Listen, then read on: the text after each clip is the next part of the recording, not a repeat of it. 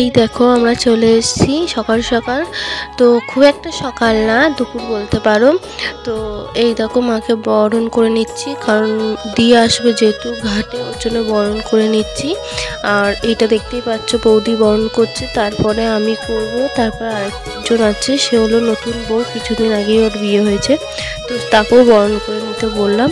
কারণ এখানে তো 3 জন ছাড়া তো বরণ করা যাবে না। আর সবার মানে অসুবিধা রয়েছে, কারো এটা ওর জন্যই কেউ পারেনি, তো আমরা 3 জনই বরণ করে নেব।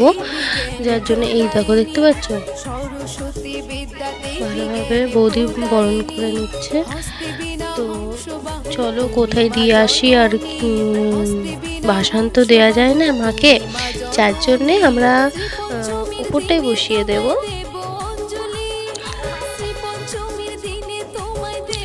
তো মনটাও খারাপ লাগছিল, কারণ এতদিন ছিল, 3-4 দিন ছিল মা আমাদের সাথে। তো কি মনটা খারাপ লাগে যখন হয় আসবে কি মজা, আমরা সব মানে টাকা জোগাড় করা এই করা কত কি, আর চলে যাচ্ছে দেখো। মানে কি বলবো, কত কষ্ট লাগছে, চলে যাচ্ছে। তবুও দিয়ে তো আসতে হবে, কিছু করার নেই। তো তোমরা বললো নি এখনও যে ঠাকুরটা আমাদের কেমন লাগছে। আর এই দেখো আমি চলে এসেছি, তো আমি শাড়ি পরে নিয়ে আমি চুড়িদার পরেছি, মাথা বান্নাটা নিয়ে নিয়েছি। আমি আবার বরণ করে নিচ্ছি।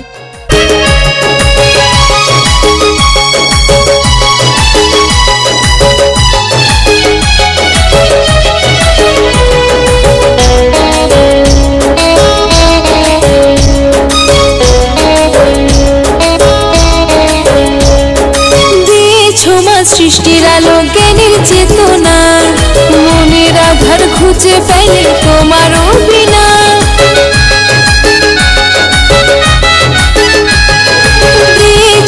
সৃষ্টির আলো জ্ঞানের চেতনা, মনের আধার খুঁজে পাইলে তোমারও বিনা। বাণী রূপে পূজে তোমায় যত জ্ঞানী গুণী, বাণী রূপে পূজে তোমায় যত জ্ঞানী গুণী।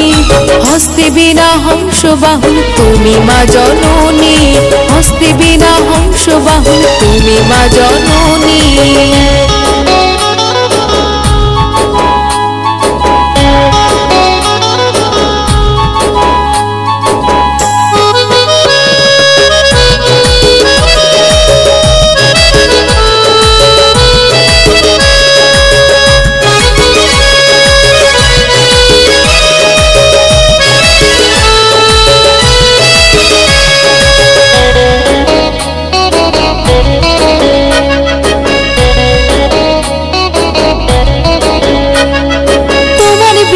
ঝঙ্কারে যে মত্ত ত্রিভুবন, ভারতী নামে তোমায় পূজে দেব।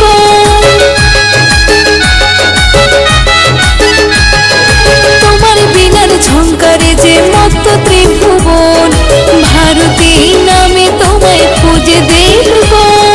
ত্রিজগতে ছড়িয়ে দিলে মধুর ধ্বনি, ত্রিজগতে ছড়িয়ে দিলে মধুর ধ্বনি। হস্তে বিনা হংস বাহুল তুমি মা জননী, হস্তে বিনা হংস বাহুল তুমি মা জননী। শ্রী পঞ্চমীর দিনে তোমায় দেব অঞ্জলি, শ্রী পঞ্চমীর দিনে তোমায় দেব অঞ্জলি। ফোটাও আধার দেখাও আলো জগৎ জননী, সরস্বতী বিদ্যা দেবী জ্ঞান প্রদায়িনী, সরস্বতী বিদ্যা দেবী জ্ঞান প্রদায়িনী।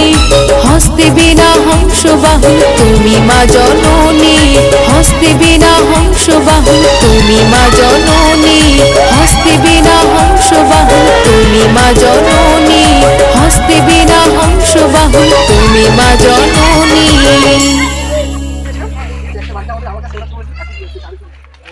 এই যে আমাদের সামনে পুকুর ঘাট আছে না, পুকুর ঘাটে নিয়ে এসেছি।